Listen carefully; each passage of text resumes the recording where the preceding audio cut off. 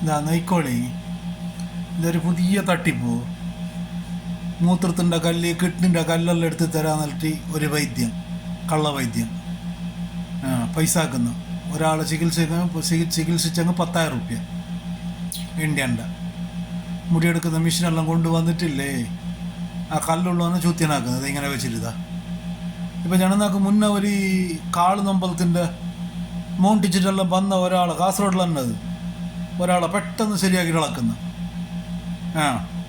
ഒരു കോള് വെച്ചിട്ടാകുമ്പോൾ പെട്ടെന്ന് ശരിയാണ് അറിഞ്ഞാ.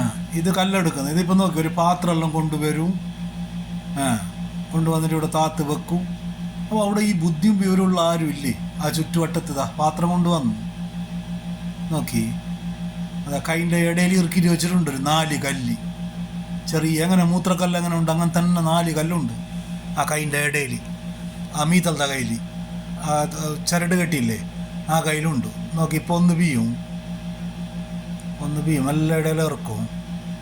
ചുണ്ടൻ ബറലിൻ്റെ ഇടയിലില്ലേ, മറ്റേ വലിയ ചുണ്ടൻ ബറലില്ലേ, അതിൻ്റെ ഇടയിൽ ഇറക്കിയില്ലതാ.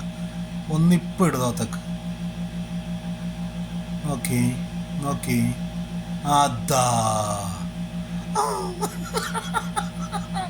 അതാ ഭയങ്കര രോഗം. 4 കല്ലെന്തുകൊണ്ടാ ഞാൻ എന്നൊന്ന് ബീപ്പോ. അതാ 4 കല്ല് വീണു. 4-5 ഉണ്ടല്ലേ. കല്ലവിടെ തന്നെ ഉണ്ട് അവൻ്റെ ബാറ്റിൽ. എന്നിട്ട് ഈ കല്ല് കാണുമ്പോൾ അവൻ്റെ ബാറ്റിലുള്ള കല്ലിനെ മറന്നാവും.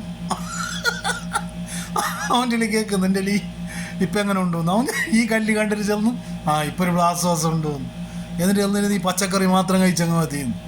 എങ്ങനത്തെ കണ്ടറാ കുട്ടിയെന്നറിയോ.